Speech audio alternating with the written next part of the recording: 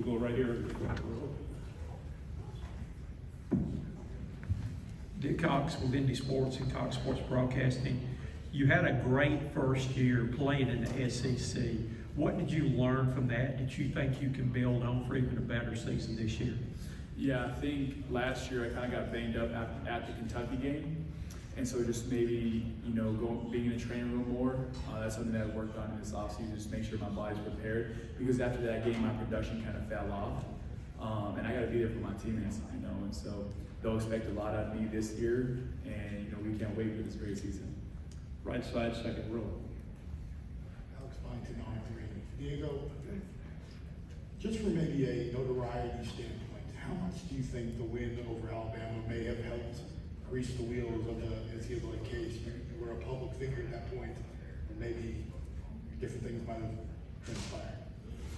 Well, I think the win over Alabama was big from a Vanderbilt standpoint of just allowing us to go get talent, and then it eventually helped us go to a bowl game. Each one of those 6 wins was important, but that one in particular, obviously they're the number 1 ranked team in the country. But when it comes down to it, every win was important, and I think that one was because we finally got people to believe kind of in Vanderbilt football. And so from here on out, obviously we got to win more games to get the things done that we want. So winning solves everything. Well, for my case, I don't know, maybe I have to judge that one. But, I was just super fortunate that I got clear to go. Middle section, fourth row. Diego Village at ABC Columbia. I believe on the Busting with the Boys podcast, you alluded to a certain game that was circled on your calendar. It was a South Carolina game. I'm curious why that was or why that is. Right, obviously South Carolina is they got great talent there. I feel like we fell short of that game by a mile, and obviously they beat us, I think it was 28-7.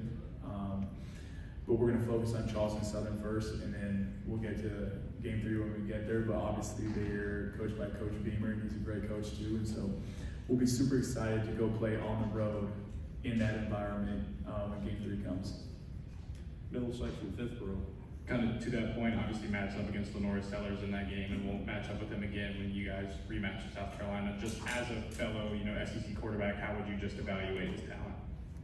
I think he's crazy talent. One, his athleticism is just different. He's got God-given talent too. He's 6'3" or something, 240 or something. And so that kid is just gifted. And then you see him on the field, he breaks tackles, and he's a good thrower too. So we'll be excited to play him. I know our defense will probably be excited to play him too, game 3 when it comes. Right side, back row. Trevor Denway, 31. Over your career, you're 3-0 against teams coached by Hugh Freeze. Why do you think you've been so good against him and his teams over the years? Oh, dude, I don't know. Maybe you got a spell on him or something. No, I'm just kidding. Obviously, Auburn is a really good team. Coach Freeze, he wouldn't be at Auburn if he wasn't a good coach. And I think the world of him. He's a great person. Obviously, I played him at Liberty, and we were fortunate enough to beat him. That was one of our clutch wins that we were going into. But I don't know, maybe we'll see what happens in Nashville for game 4. Left side, third row. Tyler Shaw with KBTX and College Station. Eli Stowers, what does he bring to your team? And the fact that both of you guys are back, what kind of is the chemistry like between you three? I know you see that smile on my face when you bring him up. He's a natural talent.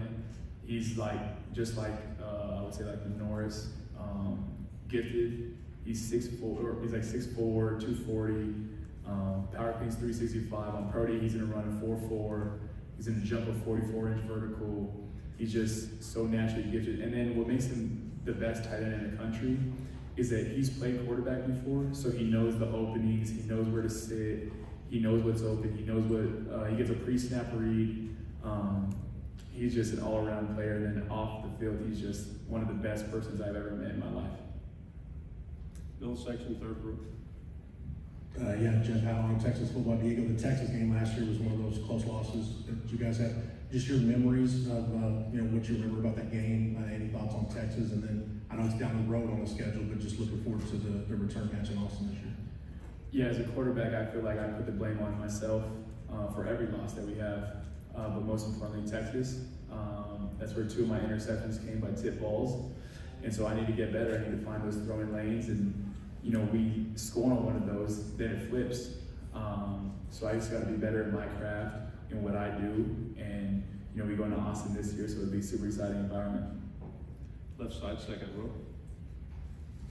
Hey Diego, shocked you say WAFB Baton Rouge. LSU game last year, you hit him for a deep pass early, close game. What are your memories of that game, and then LSU coming to Nashville this year? LSU will always be good. You know, I remember we took that 7-0 lead and we kind of just fell off from there. We were kind of banged up. I was banged up that game, and same thing, I need to go in healthy. And, you know, I feel like I'm a better player when I'm fully healthy 100%. And so, you know, I hope when they come to Nashville that I'm 100%. Front row again. What are your thoughts on the stand you took with far as eligibility? Has changed the landscape of college football, but has given so many junior college players now the hope of getting a chance to play extra. What are your thoughts on that? Well, I feel like I have good thoughts about that. You know, I have a lot of teammates, ex-teammates from New Mexico Military Institute that I played with who, you know, text me like, hey man, thank you, you know, and so a lot of people reach out and tell me thank you, and so it wasn't really me, it was my lawyer who did it, so he got the job done, and I'm super excited for those guys because they get another opportunity. Middle section, last row. Kind of to that point of hearing from other players who had a similar situation to yourself, South Carolina running back Rasul Faison is in a similar situation. I was wondering if he has maybe reached out to you, if you guys have had a conversation at all. No, he hasn't reached out, but he played at in the same conference as I did, right? Would he play at like Glenn or something? Yeah, and he's a great talent too. I remember scouting for him. I don't remember his name exactly on the paper, but I remember scouting for him. Right side, third row. Carlo Rowan, WCBI TV in Columbus, Mississippi. Diego, as a avid Buzzing with the Boys watcher myself, I saw you on the podcast, so I just want to ask about that experience with Taylor and Will. Yeah, I had a good experience with those guys. Obviously, there's some nut jobs for sure. That's everyone on the podcast, so you gotta have some humor to you. And same thing with Theo Vaughn, that's my guy, and he's a really cool person. Diego, thank you for your time. Good job. Appreciate you guys. Thank you. Thank you.